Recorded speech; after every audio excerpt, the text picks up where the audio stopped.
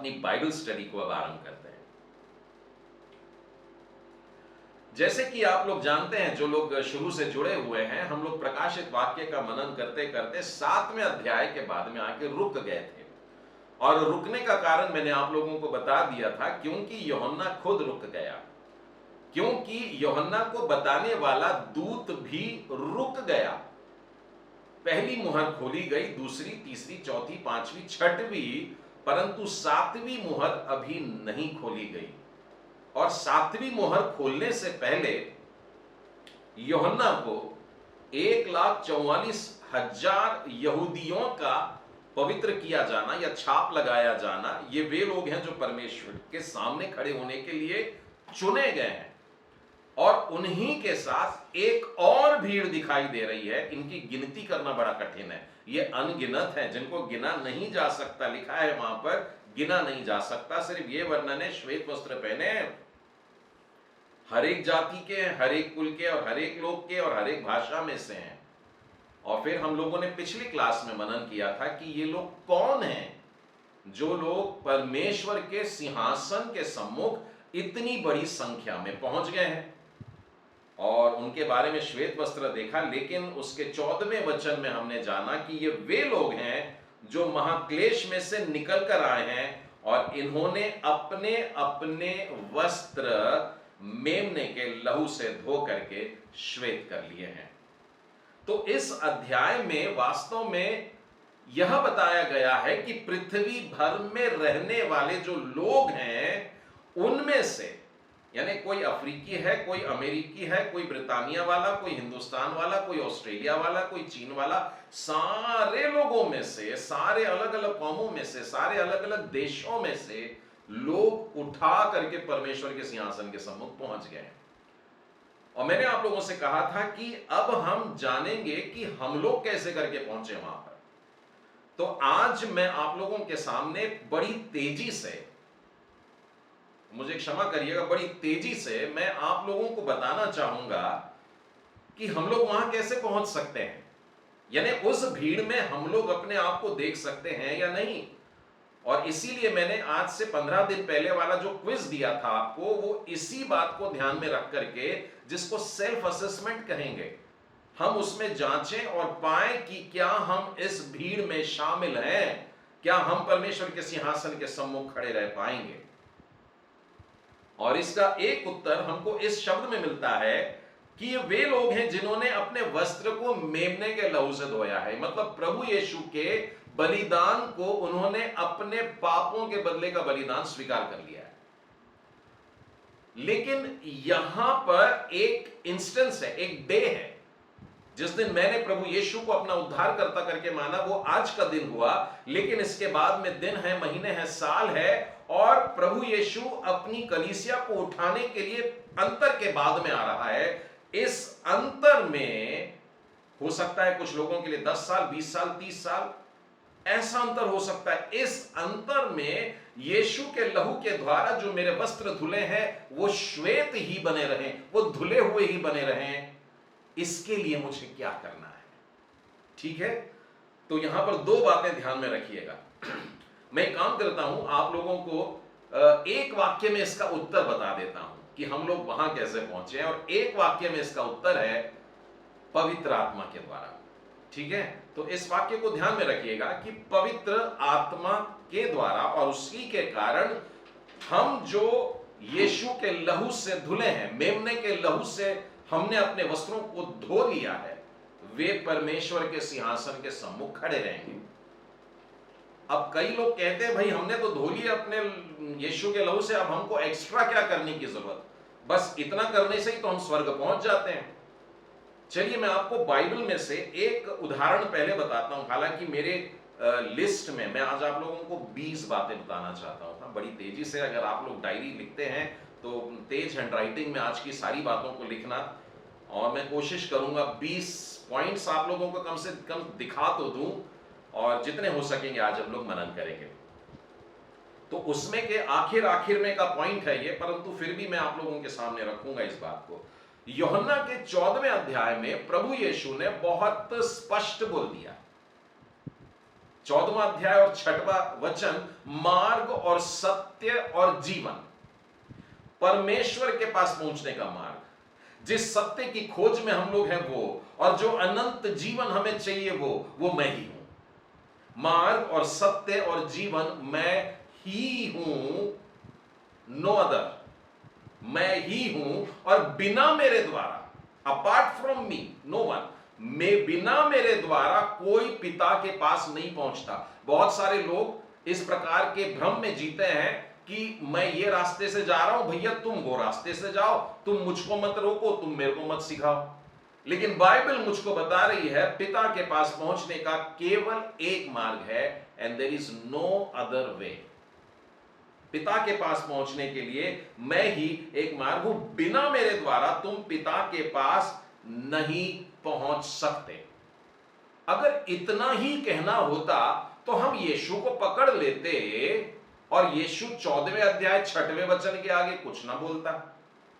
लेकिन 14वें अध्याय में थोड़ा सा आगे आप जाएंगे तो वो देखिए क्या कहता है, मैं पिता से विनती करूंगा और वो तुम्हें एक और सहायक देगा। देखिए अभी तो बताया उसने कि मेरे द्वारा तुम स्वर्ग में पहुंच जाना, पिताजी के पास पहुंच जाना, और मैं ही हूं जो तुमको लेकर के जाऊंगा। हमने यीशु का हाथ थाम तो लिया, लेकिन उसके बाद में वो कहता है मैं तुम्हें एक और सहायक दूंगा जो सर्वदा तुम्हारे साथ रहे। प्रभु यीशु के संसार में की उस मिनिस्ट्री के बाद में और प्रभु यीशु फिर एक बार आएंगे, तब इस बीच में अंतर है। देखिए प्रभु यीशु स्वर्ग पर उठा लिए गए, स्वर्गारोहण, और एक दिन प्रभु यीशु बादलों पर हमको लेने के लिए आ रहे हैं। ये दोनों घटनाओं के बीच में एक टाइम गैप है, और उस टाइम गैप के लिए प्रभु यीशु ने हमको पवित्र आत्मा देने का वादा किया हुआ है। पवित्र आत्मा देने का वादा किया है अपने शिष्यों को, जिनको वो पहले ही बता दिया कि स्वर्ग जाने का मार्ग मैं हूं, लेकिन अब पवित्र आत्मा की जरूरत के बारे में बता रहा है। आप समझ सकते हैं कि हाउ इंपॉर्टेंट दिस इज। वो कह रहा है मैं तुम्हें अनाथ नहीं छोड़ूंगा, तुम्हारे साथ में वो दूंगा, या वो पिता से मांगूंगा जो तुम्हारे साथ में सर्वदा रहे। ठीक है, और हम पवित्र आत्मा के बारे में क्या जानते हैं? मैं साधारणतः जब जवानों से पूछता हूं कि पवित्र आत्मा के बारे में कुछ बताओ, तो वो मुझे प्रेरितों के काम उसका पहला अध्याय और 8वां वचन जो उन्होंने याद किया हुआ है, मुख पाठ है, बिल्कुल मेमोराइज्ड है, बिल्कुल घोटा हुआ है, वो बोल के बता देते हैं। और वहां पर लिखा है, परंतु जब पवित्र आत्मा तुम पर उतरेगा तब तुम सामर्थ्य पाओगे, और फिर यरूशलेम में और यहूदिया में और सामरिया में और संसार के छोर तक मेरे गवाह होंगे। पवित्र आत्मा आकर के यीशु की गवाही देना सिखाएगा। अब समझ जाइए ये दोनों बातें एक ही है। इनफैक्ट हमने जब पिता, पुत्र और पवित्र आत्मा ये त्रैकत्व पे मनन किया था, तो मैंने ये सारी बातें बता दिया था कि ये तीनों एक ही हैं, और इसीलिए यीशु आज हमारे साथ ही है, पवित्र आत्मा हमारे साथ है, और ये अंतर वाले भाग में हमारी सहायता कर रहा है और सर्वदा साथ है, कभी भी छोड़ेगा नहीं। तो साधारणतः हम समझते हैं कि पवित्र आत्मा एक पावर है। When the Holy Spirit, when you will receive the Holy Spirit, you will receive the power, और सब लोगों को लगता है बड़ी शक्ति आ जाती है और शक्ति के रूप में उसे देखते हैं, परंतु मैं बताना चाहूंगा पवित्र आत्मा एक व्यक्ति है। परमेश्वर पिता को मैं पप्पा जैसा देखता हूं, है ना, और परमेश्वर पुत्र उसको भी एक व्यक्ति के समान देखता हूं, परंतु जब पवित्र आत्मा बोलता हूं तो ऐसा लाइट कर देता उसको, ऐसे उजाला बना देता उसको, और बड़ी सामर्थ बना देता उसको। लेकिन वो भी एक व्यक्ति है, और वो व्यक्ति हमारा सहायक है, मतलब एक फ्रेंड है। हम हमारे साथ रहेगा, हमारी मदद करेगा, हमें सिखाएगा, हमें समझाएगा, हमें याद दिलाएगा, और हमें सक्षम भी करेगा, इक्विप भी करेगा, और अद्भुत बातों के लिए करेगा।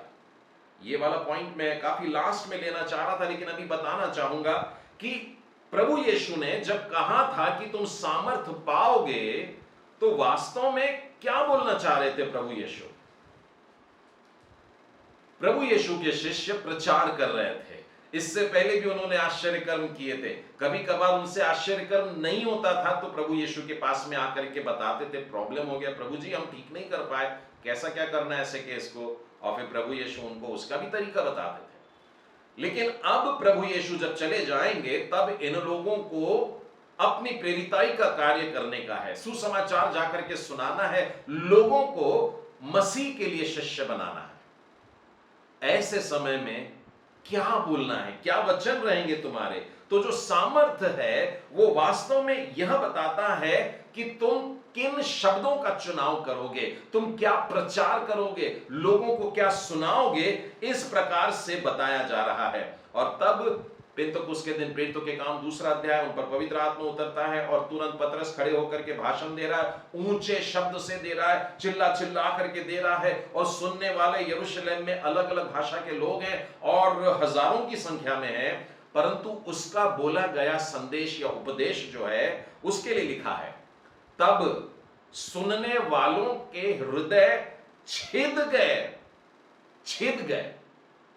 है ना। साधारणतः आक्रमण होता है और बंदूकों की गोलियों से छिद जाता है, लेकिन यहां पे लिखा है परमेश्वर के वचन के सुनने वालों के हृदय छिद गए। ये परमेश्वर के आत्मा की सामर्थ है जो, ध्यान से सुनिएगा, जो सिर्फ शिष्यों के लिए नहीं है, ध्यान से सुनिएगा, जो प्रत्येक विश्वासी को दी गई है। परमेश्वर की वो सामर्थ जो पवित्र आत्मा के द्वारा हमें प्राप्त होती है वो है शब्द। ये आरंभ से बड़ा पावरफुल शब्द है। ये शब्द परमेश्वर ने बोला और सब कुछ हो गया। तू केवल एक शब्द बोल दे और मेरा चेला घर में अच्छा हो जाएगा। और प्रभु यीशु ने बोला और उसका सेवक घर में कई किलोमीटर दूर था, वो अच्छा हो गया। केवल कह दे और वो हो जाएगा। आज वही सामर्थ प्रत्येक विश्वासी को दी जा रही है, परमेश्वर ने दिया है। कई लोगों ने उस गिफ्ट को लेकर के कहीं दबा दिया है, तो ऐसा नहीं होना चाहिए।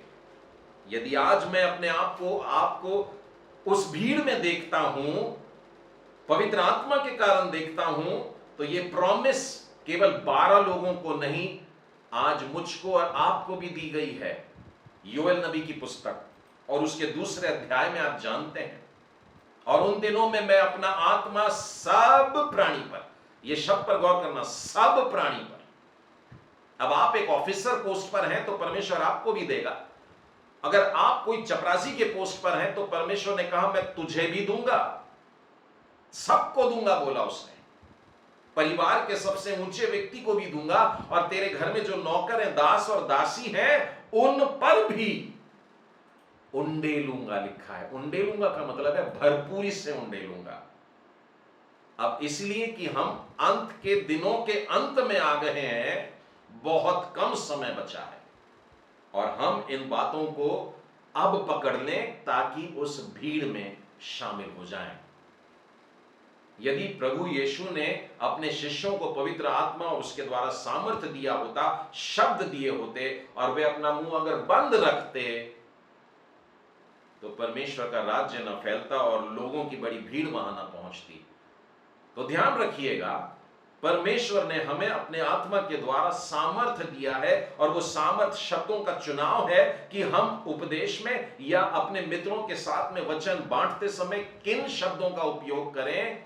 जब हम अपने आप को परमेश्वर के आत्मा के हाथों में देंगे, तब उनके मतलब सुनने वालों के हृदय छिद जाएंगे और वे पूछेंगे कि हे भाइयों, जो अभी तक बुरा बोल रहे थे, जो अब तक पत्थर मार रहे थे, जो जान के पीछे पड़े थे, जो अब तक कह रहे थे मदिरा के नशे में, वो कह रहे हैं हे भाइयों, बताओ हम क्या करें, बताओ उद्धार पाने के लिए हम क्या करें, स्वर्ग राज्य में प्रवेश करने के लिए हम क्या करें।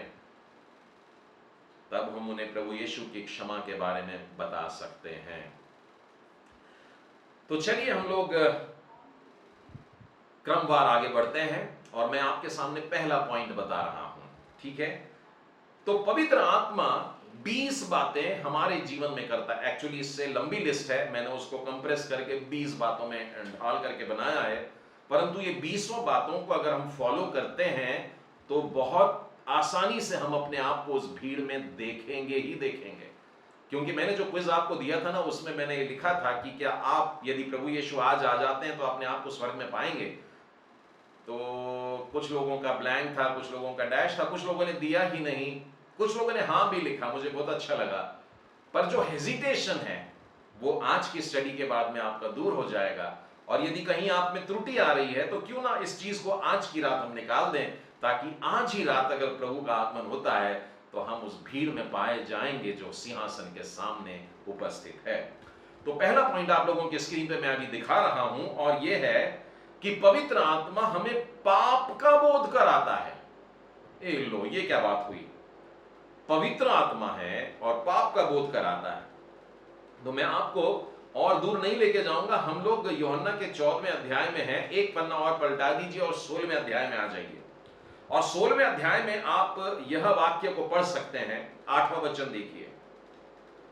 प्रभु यीशु ने यहां पर पवित्र आत्मा के कार्यों के बारे में बताने वाला चैप्टर है ये, और इसीलिए प्रभु यीशु ने अपना मुंह खोला और कहा, वह आकर संसार को पाप और धार्मिकता और न्याय के विषय में निरुत्तर करेगा।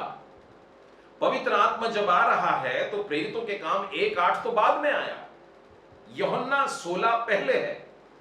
इससे पहले लोगों को क्या लगता है, पवित्र आत्मा आया तो पावर आ गया। पवित्र आत्मा जब आएगा तो यीशु ने कहा वह आकर संसार को पाप के बारे में, मुझको और आपको जब हम परमेश्वर के सामने खड़े होते हैं, मालूम है क्या होता है? हमको परमेश्वर की पवित्रता के सामने अपनी गंदी सूरत दिखाई देती है। यशाया नबी जब परमेश्वर के सामने खड़ा हुआ तो उसने पुकार के कहा, मैं यानी अशुद्ध मुंह का हूं, मैं अशुद्ध जीव का हूं, मैं पापी हूं, मैं मर जाऊंगा। दानियल जिसे हम प्रार्थना करने वाला समझते हैं, प्रभु के दूत के सामने गिर जाता है। परमेश्वर की पवित्रता इतनी बड़ी। यूहन्ना और भी प्रभु यीशु के शिष्य जब से केवल मूसा और एलिया के सामने थे, घबरा गए, बिल्कुल मुंह नहीं खोल रहा, क्या बोलना क्या नहीं, डर जाते हैं हम लोग। क्यों? क्योंकि हमको हमारी वास्तविकता दिखाई देने लगती है। जब पवित्र आत्मा हमको मिलता है, पवित्र आत्मा हमारे पास आता है। इनफैक्ट मैं कहना चाहूंगा कि हम लोगों के जीवन का परिवर्तन जो हुआ, हमने जो पश्चाताप किया था, वो भी पवित्र आत्मा का ही कार्य है। क्योंकि बाइबल कहती है मन फिराव का भी दान होता है। मन फिराव भी परमेश्वर की एक अनुग्रह की कृपा है कि हमने मन फिराया, क्योंकि हमको एहसास हुआ कि हमने पाप किया है। सबसे पहले हमको पाप का बोध होता है। और यहां पर मालूम है क्या लिखा है? पाप के विषय में इसलिए कि वे मुझ पर विश्वास नहीं करते। मैंने ये वाले वचन को पहले ही समझाया था तो मैं पूरा नहीं बताऊंगा, लेकिन यहां पर देखिए, पाप के विषय में इसलिए कि वे मुझ पर विश्वास नहीं करते। पाप क्या है? बहुत सारे लोग मेरे पास आते हैं और कहते हैं कि ब्रदर हमने कोई हत्या नहीं करी, हम तो झूठ भी नहीं बोले, हमारे गंदी आदत नहीं है, हम पीते नहीं, हम फूंकते नहीं, हम ये नहीं वो नहीं, हम तो बहुत क्लीन है। आप हमको ये सब क्यों सुना रहे हो? हम तो वैसे भी परमेश्वर के पास जाने वाले हैं। और बाइबल यहां पर कहती है कि पाप संसार का केवल यह है कि वे प्रभु यीशु ख्रीस्त पर, जो परमेश्वर का पवित्र पुत्र है, जो कुंवारी के द्वारा पैदा हुआ और मेरे और आपके लिए सलीब पर कुर्बान हुआ, परमेश्वर ने उसे तीसरे दिन मृतकों में से जिंदा किया। वो 40 दिन तक दुनिया में फिरता रहा और अपने आप को लोगों के सामने सबूत के साथ पेश किया और बाद में उठा लिया गया और वो फिर से आने वाला है। यदि इस बात पर विश्वास नहीं करते हैं तो यह पाप है, यह संसार का पाप है। आपको मालूम है प्रभु यीशु के बारे में जब यूहन्ना ने बताया तो उसने क्या कहा? उसने बोला, देखो परमेश्वर का मेमना जो जगत का पाप उठा ले जाता है।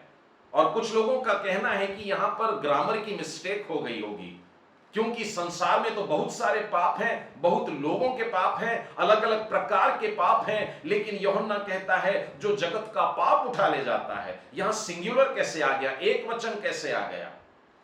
तो अब आपको पता लग जाएगा कि किस प्रकार से प्रभु यीशु पर विश्वास न करना कितनी बड़ी मुसीबत बनती है। और वो पाप है प्रभु यीशु मसीह पर विश्वास न करने के कारण।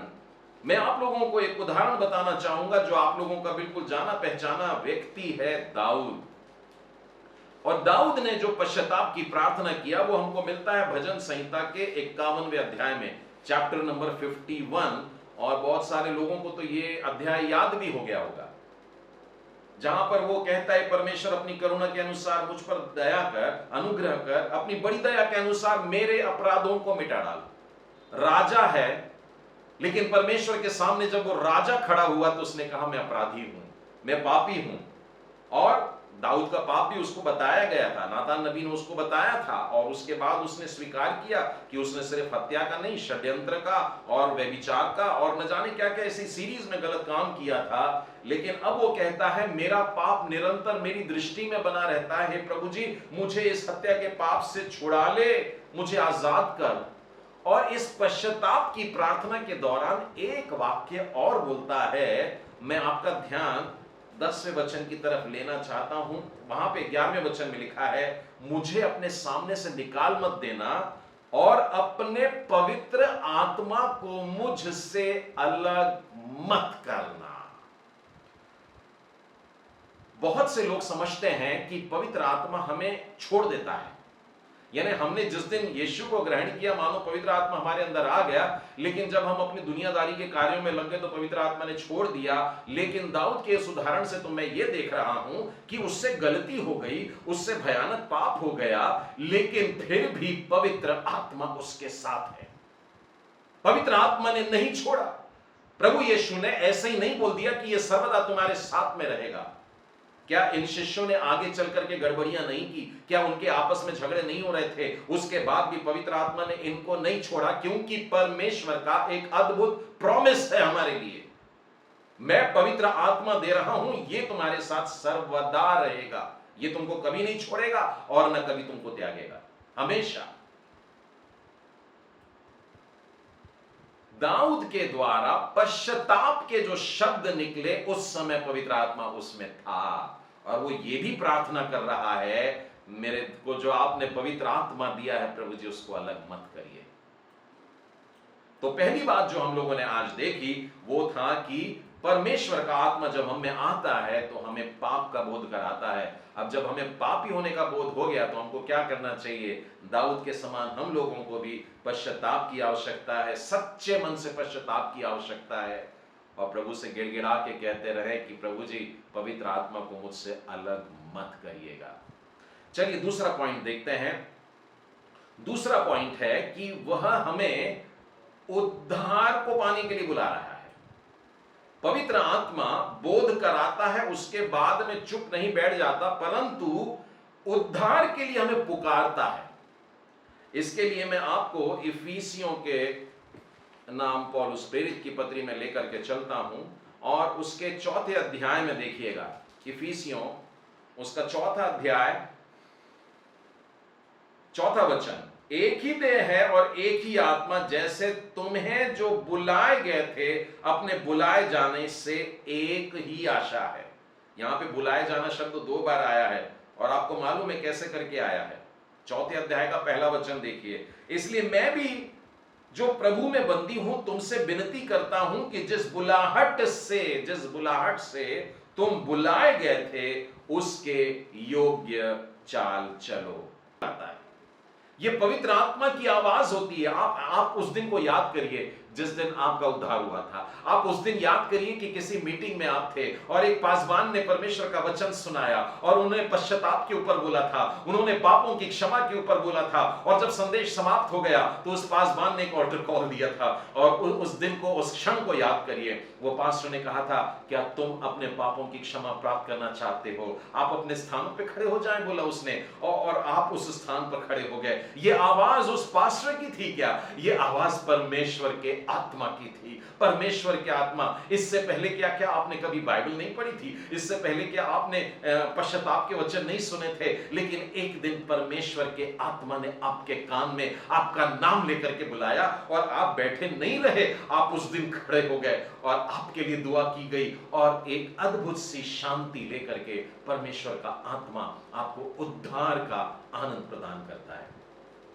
इसके लिए एक बड़ा सिंपल सा उदाहरण जो बच्चों को बहुत पसंद है बताना चाहूंगा। लूका रचित सुसमाचार उसके 19वें अध्याय में अगर आप चलेंगे तो वहां पर हम देखते हैं प्रभु यीशु यरीहो के मार्ग से होकर के जब जा रहे थे, बड़ी भीड़ वहां पर चल रही थी और उस भीड़ में एक नाटा व्यक्ति था जो यीशु को देखना चाहता था।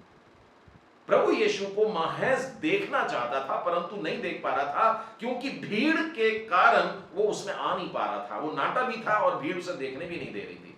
और तो और वो पापी कहलाता था, वो चुंगी लेने वाला था, लोगों के द्वारा तिरस्कृत व्यक्ति था।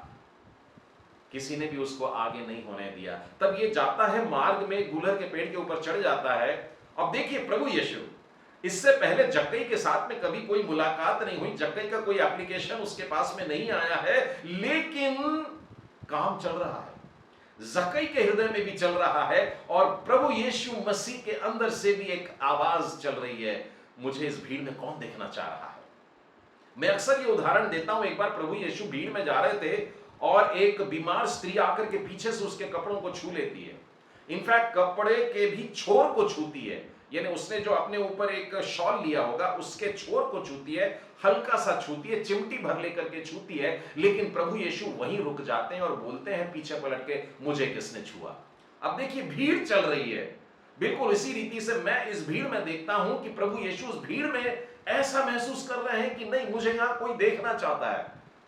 और वे जानते थे और इसीलिए बाइबल कहती है वो गुलहर के पेड़ के नीचे आते हैं और वहां रुक जाते हैं और रुक करके पुकारते हैं।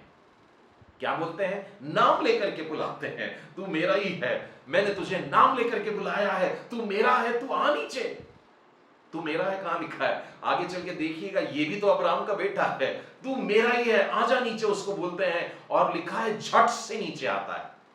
देखिए जब पवित्र आत्मा आवाज देता है उद्धार के लिए तो तुरंत एक्शन होना चाहिए। यदि आज के वचन सुनकर के आपको लग रहा है आज मुझको आज की रात अपनी लाइफ कमिट करना है, कल के लिए मत रुकना। परमेश्वर की आत्मा की आवाज को आज आपने आंसर देना है। लिखा है जक्कई झट से उतरता है, यीशु को अपने घर लेकर के जाता है। आपको मालूम है प्रभु यीशु वहां पर क्या बोलते हैं? आज इस घर में उद्धार आया है। जब हम पवित्र आत्मा की वाणी को सुन लेते हैं तब हम पाते हैं कि हम उद्धार को पा लिए। ठीक है, पाप का बोध हो गया और हमने उद्धार को पा लिया। आइए तीसरा पॉइंट हम लोग देखते हैं कि हम पवित्र आत्मा हमारे लिए क्या करता है। तीसरी बात है कि हमारे उद्धार की रक्षा करता है। बहुत से लोग इस बात के ऊपर प्रश्न पूछते हैं मुझसे कि ब्रदर मेरा उद्धार हो चुका है, लेकिन मैं जब उनके जीवन को देखता हूं तो कोई भी परमेश्वर के गुणों वाली बात नहीं दिखती, बल्कि ठीक विपरीत दिख रही है, उल्टी बातें दिख रही हैं, झगड़ा दिख रहा है, गाली गलौज दिख रहा है। परमेश्वर से उद्धार प्राप्त कर लेने के बाद में क्या मनुष्य फिर एक बार गंदगी में लौटने के लिए जाएगा? बाइबल इसके लिए बहुत स्पष्ट कह रही है और इसीलिए पवित्र आत्मा की बेहद आवश्यकता है। मैं आपको एक वचन जो आपने शायद याद भी करके रखा होगा, यूहन्ना का पहला अध्याय और उसके 12वें वचन में लिखा है कि परमेश्वर की संतान कौन बनता है। ये वाला पाठ तो हम लोग बहुत आसानी से कर लेते हैं। 12वें वचन में लिखा है परंतु जितनों ने उससे ग्रहण किया। जितने मतलब सारी दुनिया भर में, जो भी लड़का हो, लड़की हो, आदमी हो, तो कोई भी कैसे भी व्यक्ति हो, जितनों ने उसे ग्रहण किया उसने उन्हें परमेश्वर के संतान होने का अधिकार दे दिया। अब इस वचन को पकड़ लिए, एक दिन विश्वास किए कि यीशु, एक दिन विश्वास किए, हमारे पास्टर ने सर पर हाथ रख दिए थे, उस दिन पर विश्वास करके समझते हैं कि हम परमेश्वर की संतान बन गए। लेकिन प्रियो बहुत ध्यान देने की बात है, मैं आपको रोमियो के पत्री और उसके 8वें अध्याय और उसके 16वें वचन में से पहले बताता हूं। उसी के ऊपर भी लिखा है, हमको दासत्व की आत्मा तो नहीं मिली कि फिर भयभीत हो, परंतु लेखपालकपन की, एडॉप्टेड वाले की आत्मा मिली है, जिससे हम उसे हे पिता और हे अब्बा कह करके पुकारते हैं। आत्मा आप ही हमारी आत्मा के साथ गवाही देता है कि हम परमेश्वर के हैं, हम परमेश्वर के हैं। ये वो व्यक्ति बोल पाता है जो अपने अंदर पवित्र आत्मा रखता है, क्योंकि आत्मा गवाही देता है। जब मैं और आप किसी व्यक्ति से पूछते हैं कि क्या आप आज स्वर्ग में चलने को तैयार हैं, और वो बिना हिचकिचाए पहला वाक्य बोलता है यस आई एम रेडी, ये वो व्यक्ति है जिसके उद्धार की रक्षा की गई है।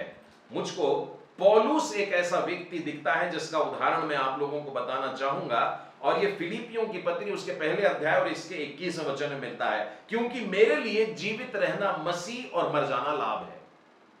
जीवित रहना मसीह है, यानी मैं आज जीवित हूं तो प्रभु के लिए जीवित हूं, और अगर आज मेरी मौत हो जाती है तो मेरे लिए तो प्रॉफिट है, मेरे लिए ये बड़े लाभ की बात है। और इसी बात को हम लोग प्रेरितों के काम में भी देखते हैं। प्रेरितों के काम उसका 14वां अध्याय और उसके 22वें वचन में, जहां पर पौलुस देखिए क्या कह रहा है, और चेलों के मन को स्थिर करते रहे और यह उपदेश भी करते रहे कि विश्वास में बने रहो, और यह कहते हुए कि हमें बड़े क्लेश उठाकर परमेश्वर के राज्य में प्रवेश करना है। तो जिन्होंने यूहन्ना 1:12 को ग्रहण किया लेकिन ये 14:22 को नहीं मानते, वो लोग बीच रास्ते में टपक गए हैं। अर्थात परमेश्वर के रास्ते पर चलते चलते, कांटों के रास्ते पर चलते चलते, यीशु ने कहा जो मेरे पीछे चलना चाहता है अपना क्रूस उठाए, और उससे भी पहले अपने आपे से इनकार करे। सेल्फ डिनायल होना चाहिए। और लोग सेल्फ डिनायल छोड़ करके सब कुछ कर डालते हैं और सोचते हैं हमारा एक दिन उद्धार हुआ था क्योंकि हमने एक दिन चर्च में खड़े होकर के बोल दिए थे, और उस बल पर वो कहते हैं कि हम परमेश्वर के राज्य में प्रवेश करेंगे, लेकिन वे पवित्र आत्मा की इस बात पर कायम नहीं है कि मुझे अपने अंदर परमेश्वर का यही गुण दिखाना है कि कांटों पर चलते हुए, क्लेश में से गुजरते हुए परमेश्वर के असीम प्रेम के सामने, सिंहासन के सामने मुझे खड़े होना है। ये केवल वही व्यक्ति कर पाएगा जिसके पास में आज पवित्र आत्मा पूरी तरह से प्रज्वलित है। चौथा पॉइंट हम लोग देखते हैं, हमारे भीतर वो हमेशा रहता है। बहुत से मसीह लोग अनेक प्रकार की परेशानियों से जब गुजरते हैं, देखिए फिर से एक बार मैं आपको यूहन्ना के 14वें अध्याय और उसके 17वें वचन में बताता हूं। यहां पर लिखा हुआ है 14:17, सत्य का आत्मा जिसे संसार ग्रहण नहीं कर सकता क्योंकि वह न उसे देखता है न उसे जानता है, तुम उसे जानते हो क्योंकि वो तुम्हारे साथ रहता है और तुम में होगा। वह तुम में होगा, वो तुम्हें नहीं छोड़ेगा। उसी के ऊपर हम लोगों ने पढ़ लिया था, वो सर्वदा तुम्हारे साथ रहेगा। 16वें वचन में लिखा है वो सर्वदा तुम्हारे साथ में रहेगा। 17वें में लिखा है वो तुम्हारे साथ में बना रहेगा, वरन तुम में होगा। अब देखिए होता क्या है कि परमेश्वर का आत्मा, पुराने नियम में अगर हम देखते हैं तो परमेश्वर का आत्मा उतर के आया और एक बड़ा काम हुआ और परमेश्वर का आत्मा फिर चला गया।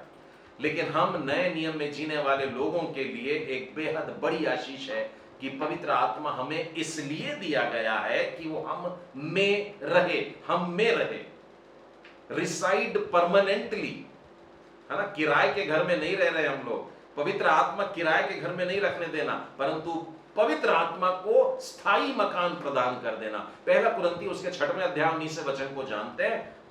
वहां लिखा है, क्या तुम नहीं जानते कि तुम्हारा जो देह है, तुम्हारी देह पवित्र आत्मा का मंदिर है और जो तुम में वास करता है।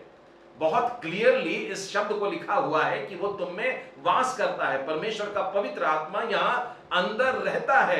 यदि इस बात का एहसास भी हो तो कोई भी व्यक्ति, मसीह व्यक्तियों की बात कर रहा हूं, विश्वासियों की बात कर रहा हूं, कोई भी मनुष्य परमेश्वर के विरोध नहीं चलेगा। जो जानता है कि परमेश्वर मेरे अंदर है, परमेश्वर का आत्मा मेरे अंदर निवास करता है, यदि ऐसी बात मेरे अंदर है तो मैं कभी भी कोई गलत काम सोचूंगा भी नहीं। इसके लिए बड़ा सुंदर उदाहरण, परमेश्वर हमें कभी नहीं छोड़ता। निर्गमन में चलिएगा मेरे साथ में, निर्गमन के 13वें अध्याय में। जी हां, इजरायली लोग मिस्र देश से बाहर निकल गए हैं और परमेश्वर कहता है मैं तुम्हें कभी नहीं छोड़ूंगा। देखिए यहां पर लिखा है, मैं 21वें और 22वें वचन को पढ़ता हूं। और यहोवा उन्हें दिन को मार्ग दिखाने के लिए मेघ के खंभे में, बादल बन जाया करता था, और रात को उजाला देने के लिए आग के खंभे में हो करके उनके आगे आगे चला करता था, जिससे वे रात और दिन दोनों में चल सके। 24 घंटे परमेश्वर साथ रहता था। वहां गौर करिएगा, शब्द क्या है? दिन में भी और रात में भी। और दिन में बादल बनता था, मरुस्थल में बड़ी गर्मी होती है, और उस गर्मी में दोपहर को आप अगर रेतीले जमीन पर खड़े रहें तो मर जाएंगे। और मरुस्थल में उतना ही ठंडा होता है रात का समय, और उस समय वो आग का खंभा बन करके उनके साथ में है। दिन में भी है, रात में भी है, 24 घंटे हैं, 24 इंटू 365 इंटू 40। आप समझे मैं क्या कह रहा हूं? 40 साल तक परमेश्वर उनके साथ साथ चल रहा था। अगर आप ध्यान से पढ़ेंगे तो यह बात भी समझ में आ जाएगी आपको कि यहां पर वास्तव में परमेश्वर के आत्मा के विषय में बात चल रही है।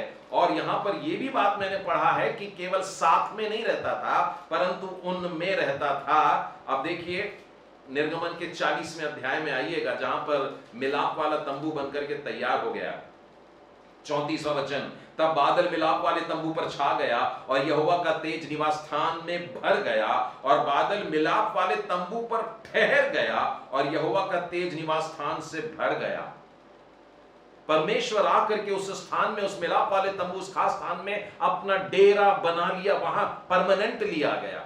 अब जब तक परमेश्वर वहां है ये लोग हिलते नहीं थे, और जब हिलेंगे तो परमेश्वर वहां से उठ करके उनके आगे आगे आगे आगे चलेगा। कब तक चलेगा? मिस्र से निकल करके कनान में पहुंचने तक की यह बात है प्रियो। आप समझ गए? ये बीच वाला जो समय है जब हम पाप से छुड़ाए गए।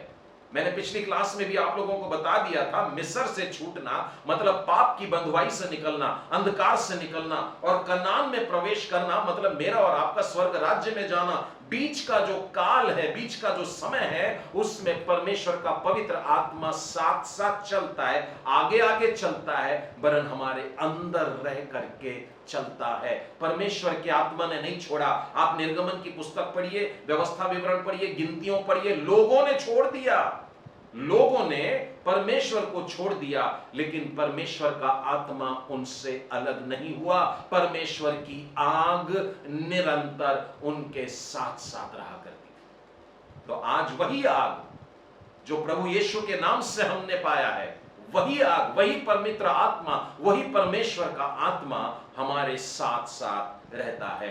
5वां पॉइंट देखेंगे, वो हमें प्रलोभन के समय में या पाप में गिराने वाली परीक्षाओं के समय में, मैं इतना स्पष्ट इसलिए बोल रहा हूं क्योंकि हिंदी बाइबल में परीक्षा शब्द 2 बार आता है, दोनों के अलग अलग मीनिंग है। एक टेम्पटेशन है, तो अभी जो हम सुन रहे हैं वो टेम्पटेशन वाली बात है। यदि आप गलातियों की पुस्तक में देखें और उसके 5वें अध्याय और उसके 16 वचन में, पर मैं कहता हूं आत्मा के अनुसार चलो। ठीक है, जो आत्मा हमारे भीतर है हम उसके अनुसार चल भी सकते हैं और हम उसकी अनसुनी भी कर सकते हैं। बाइबल में भी ऐसे उदाहरण है और आज के रोजमर्रा जीवन में भी लोग दिखाई देते हैं कि जो बताते तो बहुत हैं कि हम पवित्र आत्मा से भरे हैं, लेकिन उनके जीवन में 5:16 का पालन नहीं करते हैं। मैं कहता हूं आत्मा, पवित्र आत्मा के अनुसार चलो तो तुम शरीर की लालसा किसी रीति से पूरी न करोगे। शरीर की लालसा किसी रीति से पूरी नहीं करेंगे जब हम परमेश्वर के पवित्र आत्मा की आवाज को सुनते हैं और उसके अनुसार चलते हैं। इसके लिए एक बड़ा सरल उदाहरण आपको मत्ती 4 में प्रभु यीशु दिखाई देते हैं। प्रभु यीशु के पास में भी शैतान पहुंच गया। देखिए, यीशु की भी अगर टेम्पटेशन हो सकता है, पाप में गिराने की कोशिश शैतान कर सकता है, तो मैं और आप कहां ठहरे। तो प्रभु यीशु के पास में जब ये पहुंचा और वास्तव में जब बोला उसने कि इन पत्थरों से कह दे कि ये रोटी बन जाए, तो वास्तव में क्या कह रहा था? जमीन पर की चीजें, पृथ्वी पर की चीजें, निर्जीव चीजें, इनको तू अपना खाना बना सकता है, इनसे तेरे को खुशी मिल सकती है, इनसे तुझको आनंद मिल सकता है, यानी कि शरीर की लालसा को तू पूरा कर सकता है। यहां पर पेट की भूख से जुड़ी हुई बात है, लेकिन पेट की भूख मतलब शरीर की भूख। यहां पर शैतान टेम्प्ट कर रहा है गलत बातों के लिए, गंदी बातों के लिए, शारीरिक लालसाओं के लिए। जो पवित्र आत्मा की आवाज सुनता है वह शरीर की लालसा के अनुसार नहीं परंतु पवित्र आत्मा की आवाज के अनुसार चलता है। देखिए हम लोग क्या बात मनन कर रहे हैं, उस भीड़ में शामिल होने वाले लोग कौन हैं। छठवें पॉइंट पर आगे चलते हैं। छठवां पॉइंट है कि वह हमें पीड़ा के समय में सहनशील बनाता है। जब हम तकलीफ में से जा रहे होते हैं, देखिए मैं आपको फिर एक बार इफिसियों में ही लेकर के चलता हूं, और इफिसियों का 3रा अध्याय और उसके 16वें वचन में देखिए क्या लिखा है। वह अपनी महिमा के धन के अनुसार तुम्हें यह दान दे कि तुम उसके पवित्र आत्मा से अपने भीतरी मनुष्य में सामर्थ्य पाकर बलवंत होते जाओ। कठिन परिस्थितियां किसके ऊपर नहीं आती है। अभी हम देख रहे हैं बीते दिनों में, बीते वर्षों में बड़े कठिन समय से हम लोग गुजरे हैं, और ये कोविड-19 का जो समय है, बड़े लोग दुआ कर रहे हैं कि ये समय निकल जाए। लेकिन इन सब से हट करके एक आत्मिक स्तर पर अपने जीवन को जब आप देखते हैं तो शैतान प्रतिदिन आपको सता रहा है, दुख दे रहा है और प्रभु के पास आने से रोक रख रहा है। आपके जीवन में और आपके परिवार में अलग अलग प्रकार की अशांत बातें हो जाती हैं, आपस में अनबन हो जाती है, झगड़े हो जाते हैं, मुंह चलाना हो जाता है। कभी कभी जवान बच्चे नहीं सुनते हैं, कभी कभी बुजुर्गों के साथ न जाने कितनी सारी बातें ऐसी हो जाती हैं जो मनुष्य को थोड़ा सा परेशान कर डालती हैं। लेकिन बाइबल हमें बताती है कि परमेश्वर का पवित्र आत्मा हमारे अंदर के मनुष्यत्व को पकड़ करके मानो बलवंत कराता जाता है, बलवंत कराता जाता है। और इसी के लिए मैं आपको याकूब की पत्री में भी लेकर चलता हूं, एक वचन वहां से बताऊंगा। याकूब की पत्री और उसके पहले अध्याय में देखें, और उसके आरंभ के 2 और 3 वचन में से ही हम लोग देख लेते हैं। हे मेरे भाइयों, जब तुम नाना प्रकार की परीक्षाओं में पढ़ो तो इससे पूरे आनंद की बात समझो। यहां पर जो परीक्षा है, यहां पर टेम्पटेशन नहीं, पहला वाला जो था वो टेम्पटेशन था।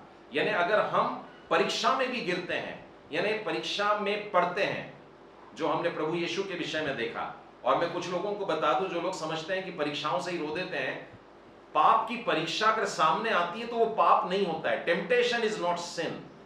तो वास्तव में अगर आप 4 अध्याय पहला वचन वहां पर देखेंगे टेम्पटेशन वाले किस्से में, तो प्रभु यीशु को ताकि शैतान के द्वारा उसकी परीक्षा हो, पवित्र आत्मा नहीं लेके गया था। तो ये भी उसकी एक मिनिस्ट्री है कि वो हमें टेम्पटेशन के सामने खड़ा करता है, उससे लड़ने की भी ताकत देता है और हमको जयवंत करा देता है। और दूसरी बात हम देखते हैं, जब हम अलग अलग प्रकार की मुसीबत में या रोने वाली बातें या दुख की बातें, परेशानी की बातें हो, तब भी वो कहता है कि इसको बड़े आनंद की बात समझ लेना। क्यों? यह जानकर कि तुम्हारे विश्वास के परखे जाने से धीरज उत्पन्न होता है। धीरज को पूरा काम करने दो ताकि तुम पूरे और सिद्ध हो जाओ और तुम्हें किसी बात की घटी ना हो। परफेक्शन की तरफ ले जाता है। जो भीड़ हम लोग वहां देख रहे हैं वो श्वेत वस्त्रों में दिखाई दे रही है, वो हमको परफेक्ट दिखाई दे रही है, लेकिन उनका परफेक्शन कैसे आया? यीशु के लहू से धुलकर, बेशक, परंतु वो केवल स्टार्टिंग पॉइंट थी। ये बताता है यीशु से लहू के धुलने के बाद जब इन लोगों का जीवन अपने कांधे पर अपना क्रूस लेकर के साथ हुआ, तब क्लेश आने लगे, परेशानियां आने लगी, आंसू आने लगे, कांटे आने लगे। तब उन्होंने इसे ही बड़े आनंद की बात समझी और फिर धीरज उत्पन्न हुआ और धैर्य को बढ़ाते रहे, धैर्य रखे रहे, अंत तक धैर्य धरे और फिर वे सिद्धता को प्राप्त करते हैं ताकि उनको किसी बात की घटी न हो। इस रीति से हम लोग उस भीड़ में शामिल हो सकते हैं। आइए 7वीं बात देखते हैं। 7वीं बात है कि मुश्किल समय में हमें वो आशा और शांति प्रदान करता है। अब ये बिल्कुल सरीखा लगेगा जो हम लोगों ने अभी अभी देखा, लेकिन इसमें डिफरेंस क्या है मैं बताना चाहूंगा। आइए मेरे साथ में रोमियो का 14वां अध्याय और उसका 17वां वचन देखें। यहां पर लिखा है, परमेश्वर का राज्य खाने पीने में नहीं है परंतु धार्मिकता में और मेल मिलाप में, और वो वाला आनंद है जो हमें पवित्र आत्मा से होता है। पवित्र आत्मा हमको सिर्फ गंभीर नहीं बना देता। बहुत से लोग समझते हैं अगर परमेश्वर हमारे जीवन में आएगा तो हमारी लाइफ बिल्कुल एकदम डल हो जाएंगी, एकदम मासूम, ऐसा चेहरा बना लेते हैं बिल्कुल, उनको लगता है ऐसा गुमसुम रहना ही पवित्रता है। ऐसा नहीं है। बाइबल हमको बताती है सबसे प्रसन्नचित, सबसे खुश लोग कौन होते हैं? वे लोग जिनमें पवित्र आत्मा है, जिनके पास पवित्र आत्मा है वे आनंदित होते हैं। तो लोग अपना सुख कहां ढूंढते हैं? लोग अपना सुख खाने पीने में ढूंढते हैं। अच्छा खाना टेबल पे रात को मिल गया, बढ़िया मजे से खाते हैं। अभी तो जेबनारे बंद हैं, शादियां बंद हैं, पार्टियां बंद हैं, लेकिन लोगों को इंतजार है कि जब ये खुल जाएगा तो बढ़िया खाना खाएंगे। लोगों को आनंद आता है टीवी के प्रोग्राम्स में भी, और टीवी के प्रोग्राम में भी आजकल बड़े हिट हो रहे हैं कोई हंसाने वाले कार्यक्रम। लोग, मसीह लोग भी अपना ज्यादा से ज्यादा समय इस बात में दे रहे हैं कि कोई हंसाने वाला कार्यक्रम लगा दे। लेकिन देखिए, पवित्र आत्मा का भरा व्यक्ति क्या कहता है? परमेश्वर का राज्य खाने पीने वाले आनंद में नहीं है। खाने पीने से तात्पर्य सिर्फ थाली का भोजन नहीं है, परंतु संसार की इन चीजों से जिनसे उसको लगता है कि मैं खुश हूं। परंतु धार्मिकता होनी चाहिए और शांति होना चाहिए, और वो वाला आनंद, वो वचन को ध्यान से देखना, वो वाला आनंद जो पवित्र आत्मा से होता है। यदि मुझको बच्चे और जवान सुन रहे हैं तो मैं उन लोगों को एक हिदायत देना चाहूंगा। बहुत सारे बच्चे और बहुत सारे जवान लड़के लड़कियां भी वीडियो गेम्स में डूब रहे हैं। रात रात भर घंटों बैठ करके वे अपना सुख उस गेम्स में पाते हैं। ये भी एक शैतानी बात है, जिससे उनको लगता है हम बड़े अच्छे हो रहे हैं, लेकिन वे अपनी आंखों की रोशनी खो रहे हैं, उनके दिमाग की मेमोरी पावर जा रही है, वे मानसिक रूप से कमजोर होते जा रहे हैं, और शैतान की बस यही इच्छा है। वो वाले आनंद को ढूंढो जो पवित्र आत्मा हम लोगों को प्रदान करता है। और भी बहुत से रेफरेंस हैं, पर मैं तेजी से आगे चलना चाहूंगा। आइए हम लोग 8वें पॉइंट को देखते हैं, और यहां पर हमें यह मिलता है कि पवित्र आत्मा हमें निर्भय करता है। पवित्र आत्मा हमें, हमारे अंदर से डर को निकाल देता है। यदि आप दूसरा तीमुथियुस उसका पहला अध्याय और उसका 7वां वचन पढ़ेंगे, बहुत से लोगों को यह वचन याद भी है कि परमेश्वर ने हमें भय का आत्मा नहीं दिया है। परमेश्वर ने हमें भय का आत्मा नहीं दिया है, परंतु सामर्थ का आत्मा दिया है, प्रेम का आत्मा दिया है और संयम का आत्मा दिया है। मैं इस वचन को समझाने के लिए एक बहुत ही फेमस उदाहरण है, आप लोगों को चाहूंगा कि आप जल्दी से पुराने नियम में एस्तेर की पुस्तक खोलिए। रानी एस्तेर की जो पुस्तक है, बड़ी प्यारी पुस्तक है। इस बारे में परमेश्वर का आत्मा किस रीति से निर्भय करता है। अगर आप इस लड़की को देखिए, बचपन में ही अनाथ हो गई, बचपन में ही उसने अपने मां बाप को खो दिया, एकदम भटकने वाले विश्वासी के समान, कोई नहीं, लेकिन पवित्र आत्मा के समान एक सहायक उसको मिला, उसके ही घर का, उसका अपना। आप उसे पवित्र आत्मा के सहायक के रूप में देखिए, क्योंकि भले ही ये रानी बन गई, एस्तर जाकर के शेष राजा के कक्ष में वहां रानी बन गई, उस राज्य के सेकंड नंबर पे आ गई, लेकिन मुर्दकै ने उसे नहीं छोड़ा। मुर्दकै राजमहल में नहीं जा सकता था, लेकिन राजमहल के बाहर तो रहता था और सदैव रहता था, और ऐसी जगह बैठता था जहां से एस्तर रानी उसे देख सकती थी। पवित्र आत्मा हमें कभी नहीं छोड़ता, पवित्र आत्मा हमें कठिन परिस्थितियों में नहीं छोड़ता, पवित्र आत्मा हमारे अंदर रहता है, हमारी पहुंच में रहता है और हमारी सहायता करता है। अब देखिए क्या हुआ। अगर आप तीसरे अध्याय में देखें, मैं बड़ी तेजी से बताता हूं, वहां पर यहूदियों को खत्म करने का एक प्लान बना, एक षड्यंत्र बना, और हुआ ये कि एक राजा शेरशी है, उसके अंगूठे की छाप से एक ऑर्डर निकल गया, गवर्नमेंट ऑर्डर निकला है। क्या ऑर्डर है? एक एक देश के लोगों की भाषा में राजा शेरश के नाम से लिखी गई ये चिट्ठी, और उसमें राजा की अंगूठी की छाप लगाई गई।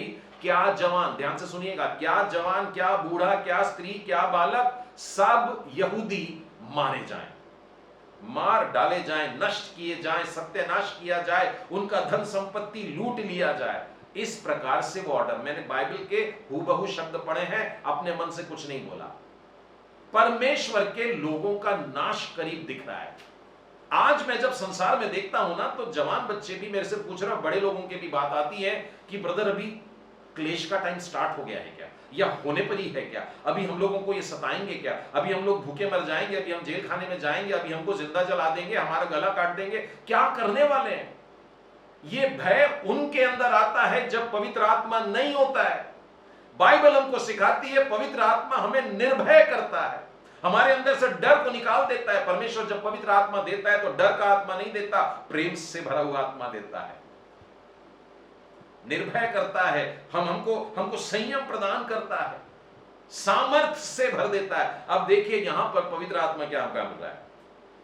मुर्दकै जाकर के महल में एस्तर को नहीं बता सकता, शहर राजा से तो मिलने की बात ही दूर है, यहूदी व्यक्ति कैसे करके अंदर आएगा, लेकिन एस्तर उसको देख लेती है और देख रही है कि वो रो रहा है, विलाप कर रहा है, टाट पहने हुए राख पर बैठा है, तो एस्तर से नहीं रहा गया। एस्तर रानी ने खबर भिजवाई, 4वां अध्याय देख रही है एस्तर का, और उसमें वहां पर पता लगता है मोर्दकै ने खबर भिजाया कि देखो ऐसी ऐसी बात है कि यहूदी लोग सब मरने वाले हैं। एस्तर का पहला जवाब मालूम है क्या होता है, मेरा क्या लेना देना इससे। वो बताती है मैं तो 1 महीना हो गया है मैं राजा के पास नहीं जा रही हूँ, राजा जब तक बुलाता नहीं है मैं जा नहीं सकती हूँ, मेरी जान खतरे में आ जाएगी, मैं मर जाऊंगी, और ऐसा और वैसा, मैं नहीं जाती। आपको मालूम है पवित्र आत्मा डांटता भी है, पवित्र आत्मा डांटता भी है। मुर्दकै ने उससे ये कहा, 13वां वचन, तू मन ही मन में ये विचार मत करना कि मैं राजभवन में रहने के कारण बच जाऊंगी, बाकी यहूदी मर रहे, मैं बच जाऊंगी, क्योंकि जो तू इस समय चुपचाप रहे तो और किसी उपाय से यहूदियों का छुटकारा हो जाएगा। हालेलुया, यहूदियों का छुटकारा। वास्तव में परमेश्वर के लोगों का छुटकारा लिखा हुआ है। और मैंने पिछली बार भी आपको बताया था कि हम लोगों का परसिक्यूशन हो सकता है, मसीह विश्वास के कारण हम लोग सताए जा सकते हैं, लेकिन वो क्लेश जो है वो उसके पहले परमेश्वर अपनी दुल्हन को उठा लेगा। कोई दूल्हा अपनी दुल्हन को ऐसे तकलीफ में पड़े रहने में अपनी आंखों के सामने नहीं देखेगा, वो दूल्हा दौड़ करके आएगा और अपनी दुल्हन को उठाएगा। परंतु क्या उस भीड़ में आप हैं? एस्तर ने बोली नहीं, मेरे को मत बोलिए। तो पवित्र आत्मा मुर्दकै के समान, देखिए उसकी शब्द है, तू अगर नहीं करेगी तो मत कर, ये मत सोच कि तू बच जाएगी। और जहां तक यहूदियों का सवाल है, मतलब जो राजमहल के बाहर के यहूदी है, उनको तो परमेश्वर बचा ही लेगा, परमेश्वर का आत्मा बड़ी आसानी से बचा लेगा। ठीक है, अब देखिए वो क्या करती है। जब हम परमेश्वर के पवित्र आत्मा को सुनते हैं तब वो हमें निर्भय कर देता है, तब हमको वो निर्भय कर देता है। और अब वो कहती है, तुम सब मिलकर मेरे निमित्त उपवास करो। हम लोगों को, सब लोगों को एक दूसरे के लिए प्रार्थना करती रहनी चाहिए, कलीसिया के लिए, आपके परिवार के ही लोगों के लिए नहीं, सारे विश्वासियों के लिए, सारे प्रचारकों के लिए, परमेश्वर के सारे जनों के लिए और समस्त संसार में मसीह मंडली के लिए प्रार्थना करते रहना चाहिए। वो कहती है 3 दिन तक, देखिए राजमहल में रहती है परंतु कह रही है मैं उपवास करूंगी, मेरी सहेलियां भी उपवास करेंगी, तुम भी उपवास करो 3 दिन और 3 रात तक, खाना भी नहीं खाना और पानी भी नहीं पीना।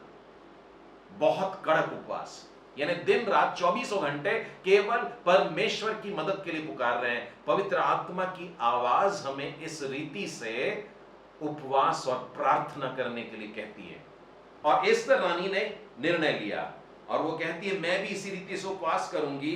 और ऐसी ही दशा में, ऐसी उपवासी दशा में, उपवास जब करते हैं आपको मालूम है क्या हो जाता है, लेकिन अब वैसी अवस्था में वो कहती है मैं नियम के विरुद्ध, लेकिन पवित्र आत्मा की आज्ञा मानकर नियम के विरुद्ध राजा के पास में भीतर जाऊंगी, फिर यदि मर गई तो मर गई। Imagine that much power gives the Holi spirit. परमेश्वर का पवित्र आत्मा हमें कितना निर्भय करता है, हमें मौत से डर नहीं लगता। बहुत से लोग मृत्यु से बहुत डरते हैं। क्यों डरते हैं? क्योंकि उन लोग उस भीड़ में खड़े हैं, ये आज नहीं देखते। जो लोग मौत से डरते हैं ये वे लोग हैं जो आज तक अपने आप को उस भीड़ में नहीं देख रहे हैं। वरना हम भी पौलुस के समान कहते, मैं तो चाहता हूं आज कूच कर लूं, आज ही मैं परमेश्वर के सामने चला जाऊं। मेरे प्रियो, आज हम लोगों ने 8 पॉइंट्स देखे हैं और एक मैंने आप लोगों को बता दिया हूं कि परमेश्वर का पवित्र आत्मा हमें सही शब्द देता है। मैं केवल आखिरी के 2 पॉइंट्स बता देता हूं और ये इसलिए बताना चाहता हूं ताकि मैं बीच के पॉइंट्स आप लोगों को डिस्प्ले कर दूंगा, दिखा दूंगा एक एक करके। और मैं चाहूंगा कि आप लोग इन बातों पर मनन करें, उस पर स्टडी करें।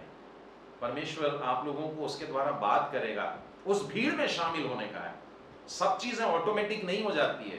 परमेश्वर का आत्मा हमारे को एक एक चरण, एक एक कदम ऊपर ऊपर चढ़ाता जाता है। इन 8 बातों पर मैं चाहता हूं कि आप रात में मनन करिए, सप्ताह भर इन चीज़ों को स्टडी करिए, और आप पाएंगे कि अगर आपने अपने आप को आज तक उस भीड़ में नहीं देखा था, तो इन बातों को भी अगर आप अपने जीवन में लाते हैं तो परमेश्वर आपको वो दर्शन देगा, वो ज्ञान देगा, वो समझ देगा, और पवित्र आत्मा की आवाज़ को आप सुनेंगे कि आज तू मेरे साथ स्वर्गलोक में होगा, आज तू मेरे साथ स्वर्गलोक में है।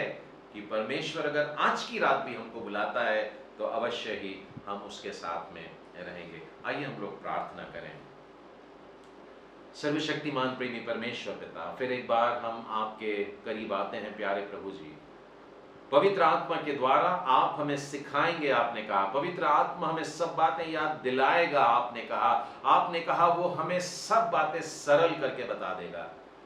हे परमेश्वर पिता, आपके इस पवित्र आत्मा के लिए जो हमें दिया गया है, जो हम में रहता है, जो हमसे बात करता है, जो हमें निर्भय करता है, जो हमारे साथ साथ 2400 घंटे रहता है और उस दिन तक भी रहेगा जिस दिन आप हमको उठा लेते हैं। प्यारे परमेश्वर पिता, हम बेहद धन्यवाद देते हैं उस बात के लिए कि पवित्र आत्मा के द्वारा हमारे पापी होने का एहसास हुआ और हमें पवित्र आत्मा ने उद्धार के लिए पुकारा, और हम दौड़ करके यीशु के सलीब के पास आए और उसके लहू के द्वारा आपने हमें धो करके शुद्ध किया है और श्वेत वस्त्र प्रदान किया है, और पवित्र आत्मा के द्वारा ही हमारे उद्धार की रक्षा हो गई, और आज भी हम उसमें स्थिर हैं और कोई हमसे नहीं छीन सकता। इस जीवन में न जाने कितनी बार शैतान हमें प्रलोभन में फंसा के पाप करवाना चाहता है, लेकिन हे परमेश्वर पिता, आपने पवित्र आत्मा के द्वारा, आत्मा की तलवार जो परमेश्वर का वचन है, प्रदान किया है कि हम शैतान से हर बार लड़ सकें। हे प्रेमी परमेश्वर पिता, मुश्किल समय में आप हमारे सहायक होते हैं, कठिन परिस्थितियों में प्रभु जी आप हमारे को शांति देते हैं, और आपने हमारे अंदर से भय को दूर कर दिया है। आपका पवित्र आत्मा हमारे भीतर सिर्फ बोलने की ही सामर्थ्य नहीं देता, परंतु हम में संसार की प्रत्येक परिस्थिति को सामना करने का निर्भयता प्रदान करता है। हे प्रेमी परमेश्वर पिता, आज की शाम में जितने भी प्रियजन इस वचन को सुन रहे हैं, प्रभु आपने उन्हें पवित्र आत्मा की खास आशीषों से परिपूर्ण किया है, हमारा विश्वास है। हे प्रेमी परमेश्वर पिता, हम उस भीड़ में जो अनगिनत है, जो अलग अलग भाषाएं बोलती हैं, उसमें अपने आप को देखना चाहते हैं। हे प्रेमी परमेश्वर पिता, हम सिद्ध होना चाहते हैं, हम पूर्ण होना चाहते हैं, हम धैर्य से अपने जीवन के इन क्लेशों में आनंद करना चाहते हैं, वो आनंद जो पवित्र आत्मा हमें प्रदान करता है। प्रेमी परमेश्वर पिता, इस घड़ी हम फेलोशिप में जुड़े परिवारों के लोगों के लिए आत्मिक आशीषों की प्रार्थना करते हैं। प्रभु आप प्रत्येक को अपने पवित्र आत्मा की अद्भुत सामर्थ्य से परिपूर्ण करिए। हे प्रेमी परमेश्वर पिता, हम प्रार्थना करते हैं यदि किसी परिवार में कोई बीमार है, प्रभु यीशु आपका चंगाई भरे हाथ को आप उन पर रखिए। आप जो पहली बार इस फेलोशिप में जुड़े हैं प्यारे परमेश्वर पिता, आपका अनुग्रह का हाथ उन पर रखिए प्यारे प्रभु, और उन्हें आशीर्वादित करें। हे प्रेमी परमेश्वर पिता, फिर एक बार आज इस दिन में प्रभु अपने जीवन को एक नई रीति से आपके हाथों में समर्पित करते हैं, और इस प्रार्थना को हम अपने उद्धारकर्ता प्रभु यीशु मसीह के नाम में मांगते हैं, सुनो ग्रहण कर, आमीन।